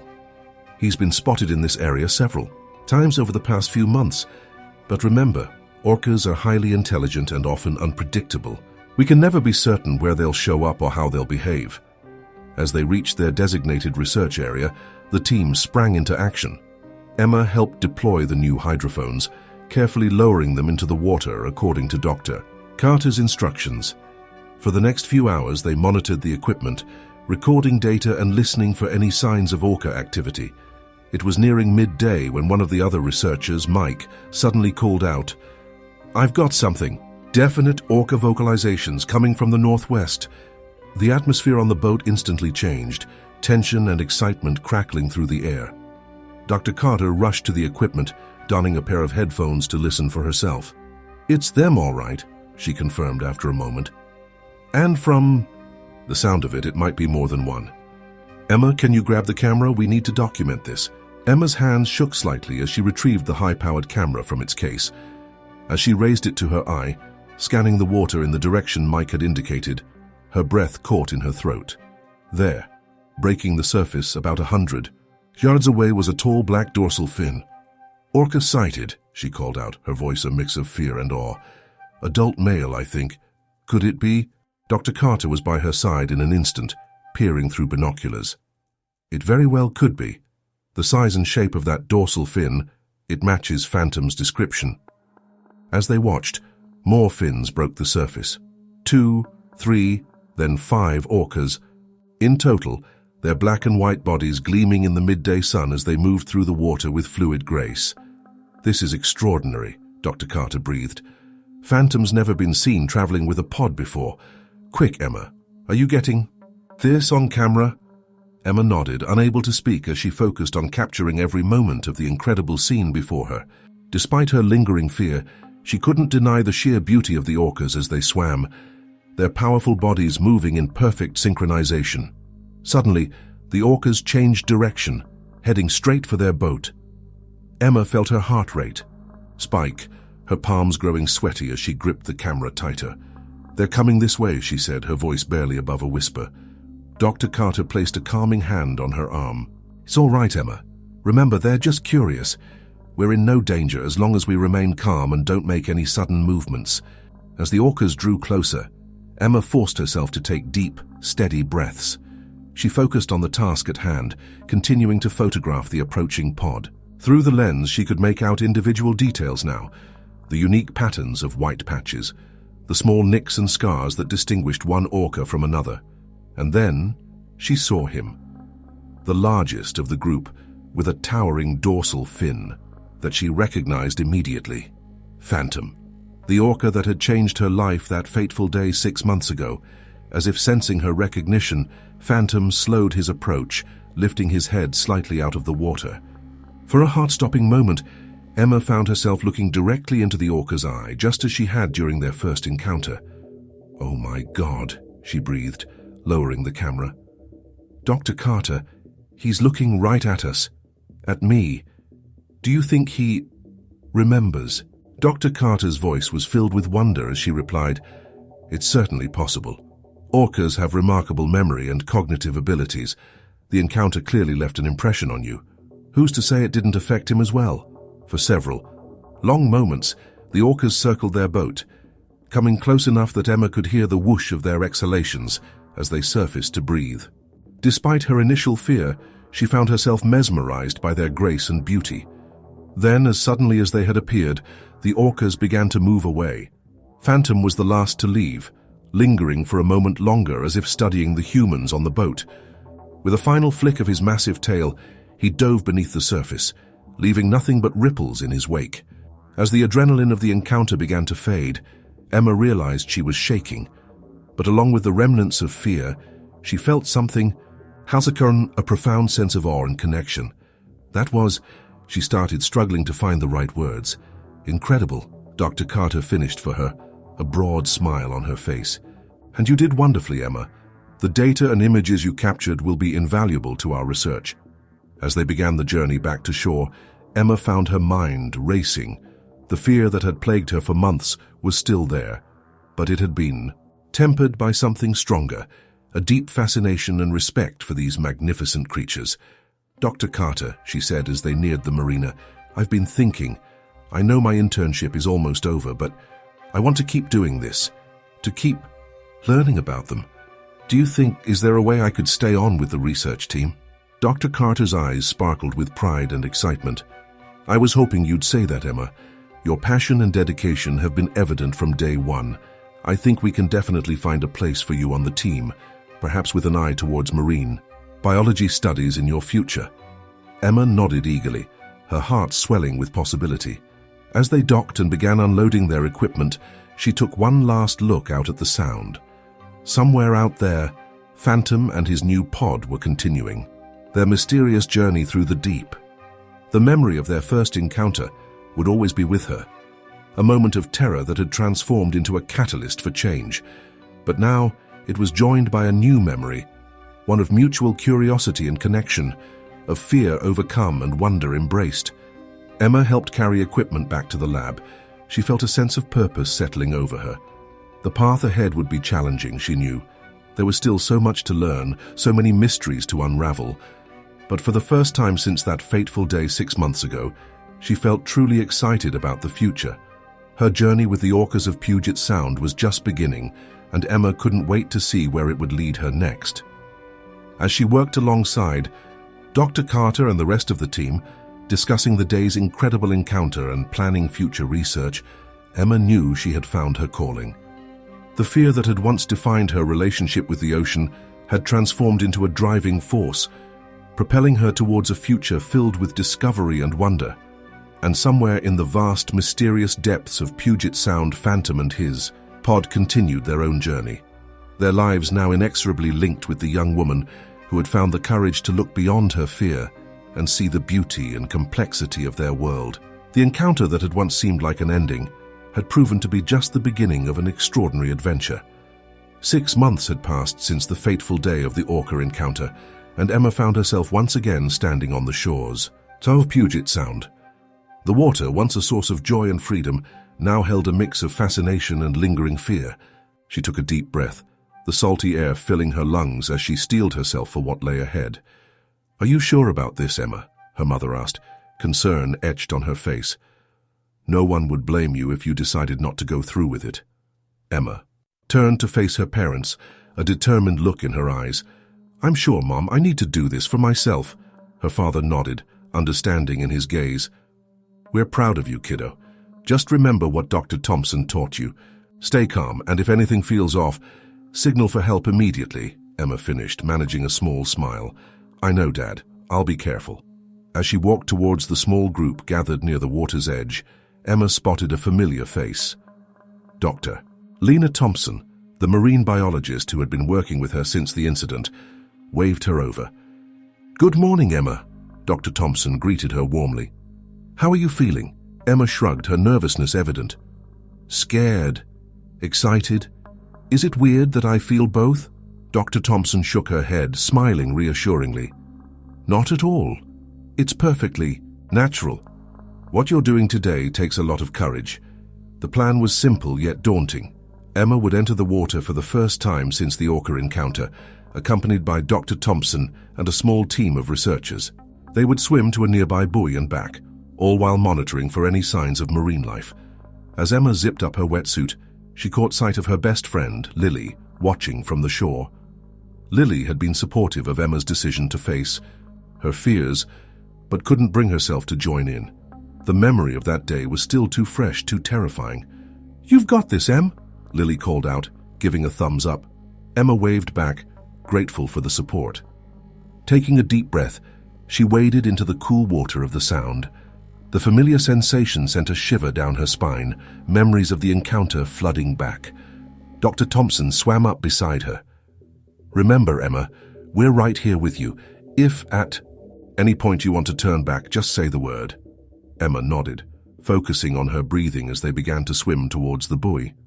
The water was calm today, a stark contrast to the choppy waves of that fateful day 6 months ago. Yet every shadow, every ripple seemed to hold the potential for danger. Halfway to the buoy, Emma paused, treading water as she scanned the horizon. Her heart was pounding, but not just from the exertion. "Everything okay?" Dr. Thompson asked, concern in her voice. Emma nodded slowly. "Yeah, I keep expecting to see a fin break the surface." "That's understandable," Dr. Thompson replied. "But remember, orca sightings in this exact area are rare. The pod we've been tracking is miles away." They continued on, reaching the buoy without incident. As they turned to head back to shore, Emma felt a sense of accomplishment building within her. She was doing it. She was facing her fear. But then, just as the shore came into view, a cry went up from one of the research assistants. "Dolphin pod, 3 o'clock." Emma's head whipped around, her body tensing instinctively. Sure enough, a group of sleek grey bodies were cutting through the water some distance away. Common dolphins, not orcas, but the sight of fins breaking the surface sent Emma's heart racing. "It's okay, Emma," Dr. Thompson said calmly. "They're not orcas and they're not interested in us. Let's keep going." Emma nodded, but her strokes became more hurried, less controlled. The shore seemed impossibly far away. In her mind, she could see Phantom, the massive orca that had changed her life, emerging from the depths. Suddenly, she felt something brush against her leg. Emma let out a strangled cry, flailing in the water. "Emma!" Dr. Thompson called out, quickly swimming to her side. "What's wrong?" "Something touched me," Emma gasped, her eyes wide with fear. Dr. Thompson looked around, then gestured to a clump of seaweed floating nearby. "It was probably just that. You're okay, Emma, we're almost there." With Dr. Thompson's reassurance, Emma managed to calm herself enough to continue swimming. As they finally reached the shallows, her feet touching solid ground once more, she felt a wave of relief wash over her. Her parents rushed to meet her, wrapping her in a warm towel. "You did it, sweetheart," her mother said, tears in her eyes. "We're so proud of you." Emma nodded, still catching her breath. The fear was there. Yes, but so was a sense of accomplishment. She had faced the water again. It wasn't much, but it was a start. In the days that followed, Emma continued to work with Dr. Thompson, gradually increasing the duration and distance of her swims. Each time she entered the water, the fear lessened a little more, replaced by a growing curiosity about the marine life around her. 2 weeks after her first swim, Emma found herself on a research vessel, heading out into deeper waters. Dr. Thompson had invited her to join a team tracking the local orca pod, an opportunity that both thrilled and terrified her. As the boat cut through the waves, Emma stood at the railing, her eyes scanning the horizon. The sound of a hydrophone crackled through a nearby speaker, the haunting calls of distant orcas filling the air. "They're close," Dr. Thompson said, coming to stand beside her. "Are you ready for this?" Emma took a deep breath, nodding. "I think so. I mean, we're not getting in the water with them, right?" Dr. Thompson chuckled. "No, definitely not. We'll observe from the boat, but seeing them again, even from a distance, it might bring back some difficult memories." As if on cue, a tall black dorsal fin broke the surface about 100 yards from the boat. Emma's breath caught in her throat. More fins appeared, and soon they were surrounded by a pod of orcas, their massive bodies gliding effortlessly through the water. "Oh my God," Emma whispered, her eyes wide. "They're beautiful." And they were. Seeing the orcas like this, in their natural habitat, was a far cry from the terror of her encounter 6 months ago. She watched in awe as they breached and dove, their movements graceful and purposeful. Then she saw him, a massive male with a distinctive scar on his dorsal fin. Phantom, the orca that had changed everything. "Dr. Thompson," Emma said, her voice shaking slightly. "Is that—" The marine biologist nodded, excitement clear in her voice. "It is." "Good eye, Emma. I was hoping we'd see him today." As they watched, Phantom broke away from the pod, swimming closer to their boat. Emma's heart raced, but not entirely from fear this time. There was something else there too, a sense of wonder, of connection. Phantom surfaced near the boat, his intelligent eye seeming to focus directly on Emma. For a moment, time stood still. Girl and orca regarded each other, a silent understanding passing between them. Then, with a flick of his massive tail, Phantom dove deep, disappearing beneath the waves. The rest of the pod followed, leaving nothing but ripples in their wake. Emma stood in silence for a long moment, processing what had just happened. When she finally spoke, her voice was filled with a mix of emotions. "He remembered me. I know." "That sounds crazy, but I think he recognized me." Dr. Thompson placed a hand on her shoulder. "It's not crazy at all. Orcas are incredibly intelligent creatures with complex social structures and long memories. Your encounter clearly left an impression on both of you." As they began the journey back to shore, Emma felt something shift within her. The fear that had dominated her thoughts for so long was still there, but it had been tempered by something stronger, a deep fascination and respect for these magnificent creatures. "Dr. Thompson," she said as the coastline came into view, "I've been thinking about my future, I mean. I know I'm still in high school, but I think I want to study marine biology, to work with orcas, to understand them better." The marine biologist's face lit up with a proud smile. "I was hoping you might say that, Emma. You've shown remarkable courage and insight these past few months. I think you'd make an excellent marine biologist." As they docked and began unloading their equipment, Emma took one last look out at the Sound. Somewhere out there, Phantom and his pod were continuing their mysterious journey through the deep. The memory of their first encounter would always be with her, a moment of terror that had transformed into a catalyst for change. But now, it was, joined by a new memory, one of mutual curiosity and connection, of fear overcome and wonder embraced. Emma knew the path ahead wouldn't be easy. There was still so much to learn, so many challenges to face. But for the first time since that fateful day 6 months ago, she felt truly excited about the future. Her journey with the orcas of Puget Sound was just beginning, and Emma couldn't wait to see where it would lead her next. As she helped Dr. Thompson carry equipment back to the lab, discussing the day's sightings and planning future research trips, Emma knew she had found her calling. The fear that had once defined her relationship with the ocean had transformed into a driving force, propelling her towards a future filled with discovery and wonder. And somewhere in the vast, mysterious depths of Puget Sound, Phantom and his pod continued their own journey, their lives now inexorably linked with the young woman who had found the courage to look beyond her fear and see the beauty and complexity of their world. As Emma walked home that evening, the salty breeze ruffling her hair, she felt a sense of peace settle over her. The orca encounter that had once seemed like an ending had proven to be just the beginning, the start of an extraordinary adventure that would shape the rest of her life.